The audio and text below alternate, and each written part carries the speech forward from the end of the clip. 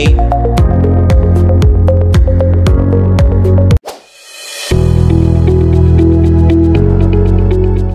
So, nagkakilala po kami ng aking manager, si Miss Edelit Langkay. Kasi that time po, nagtatrabaho pa po ako. Mayroon po akong full-time work, full-time job as a daytime po. And then, I was also looking for extra source of income. So, nagkakilala po kami online. Nag-message po siya sa akin kasi kailangan din po niya ng partner sa Iloilo na mag-assist ng client niya. And that time po, hindi pa po ako masyadong naniniwala sa kanya. And I feel like, sabi ng aking family, baka scam po si Miss Edelit. Kasi maraming scammers po ngayon. So, ang ginawa ko po para, to prove, para malaman kung legit po yung nag-o-offer sa akin ng extra income is, nag-stalk po ako sa kanyang social media accounts. So, tiningnan ko po yung Facebook and mas naniniwala po ako nung nakita ko po siya sa YouTube. So, sinabi ko po sa aking family, hindi naman po siya magpo-post doon sa YouTube and sa Facebook ng ganun karami kung hindi siya legit. So, and then, nung nag-assist po ako sa kanya, sa first client na pina-assist niya sa akin, mas lalo akong nagtiwala kasi pina-accredit po ako. Meron po akong application, parang may na-fill up ako na application and nung nag-fill up ako, meron na binigay sa akin na portal, seller's portal. So, kita mo yun lahat doon, yung sales mo and yung lahat ng pangalan ng clients mo. So, it means, I feel like I'm safe. Hindi po ako mai-scam. Sure na sure po yun na legit po. Paano kami nagkakilala ni Ma'am Eds? Parang ang haba nun Pero nakikilala kami ni Ma'am Eds, nakikita ko si Ma'am Eds na nag-YouTube siya, nagva-vlog siya. So, that time is naghahanap siya na international marketing partner dito sa Visayas. So, habang mahilig ako manood ng mga vlog. So, nakita ko si Miss Eds. So, yun, I grabbed the opportunity. I met si Miss Eds.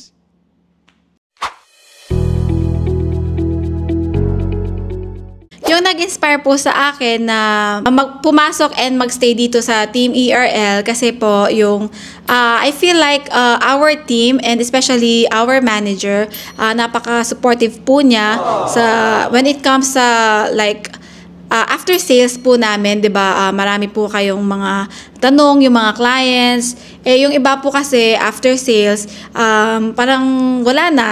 After reservation, parang wala nang connection sa clients. But dito po sa SMDC Team ERL, naramdaman ko po na I can assist my client and I can help them sa concerns nila kahit after sales na po. And lahat hanggang turnover po, hanggang sa mga sa kanilang mga contract to sell, lahat po na mga concerns ng client, tinatanong ko rin po sa manager ko. So, na-assist po ako and so, magagawa ko po yung lahat ng help and responsibility ko po doon sa aking client. So, yung mga client po, hindi na sila, parang they will feel comfortable na din po sa kanilang investment. Hindi po sila matatakot kasi na-assist po namin sila until turnover date po. Ano yung na-inspire sa akin para magpasok ako sa MP? Hindi ko rin alam Pero isa sa mga bagay na pumasok ako na as MP sa SMDC because it was talking about real estate. So, ayun, parang doon ko nakikita yung self ko sa real estate agent. And syempre, makakatulong ako and then tutulong ako yung sarili ko. Amazing!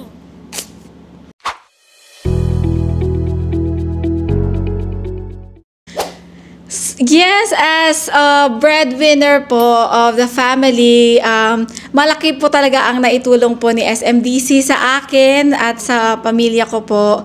Kasi I have a daytime work po. Pero yung as marketing partner, pwede po natin siyang gawin sa gabi or sa free time natin. Pero mas malaki po yung naitulong when it comes to finances. mas malaki po yung tulong talaga ni SMDC sa akin, sa family ko, and sa amin din po ng husband ko.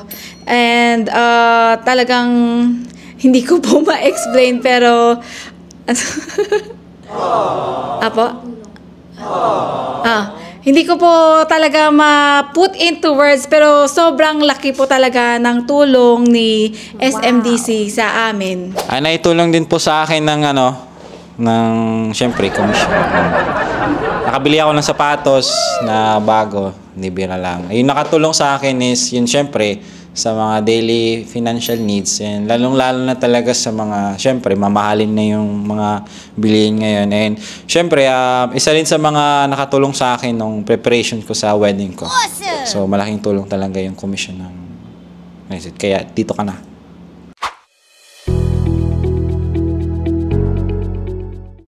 As marketing partner po, I dream of investing din po sa SMDC. And hopefully this year, 2025, makaka-start na rin po kami ng sarili naming investment dito. And pwede rin po namin i-parent yung aming unit. And hopefully makakabili na rin po ako ng sarili kong car. And makaka-drive ako ng sarili kong car. Yun po. Forward ko as MP sa future yung syempre, magkaroon ako ng sariling condominium unit na ako mismo yung sisingilin ni SMDC ng monthly. O syempre, lahat naman tayo we're expected ganun. Siguro naglo-looking forward ako sa yun, kung paano mag-build, kung ano yung mga pwedeng i-build ko. Negosyo, ganun. So, syempre, negosyo na rin yung real estate.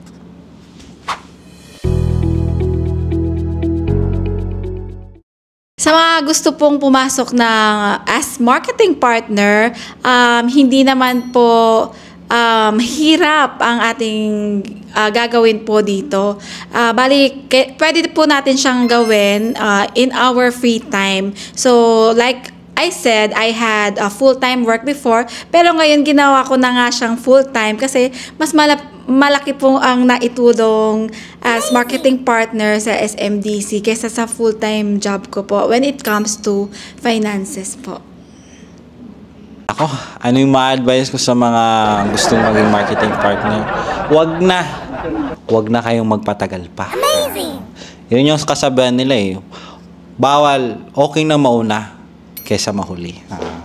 So, yung advice ko lang sa mga gustong maging marketing partner, ayun, trust always the process, and also siguro you need to be consider as yourself na you are just a beginner.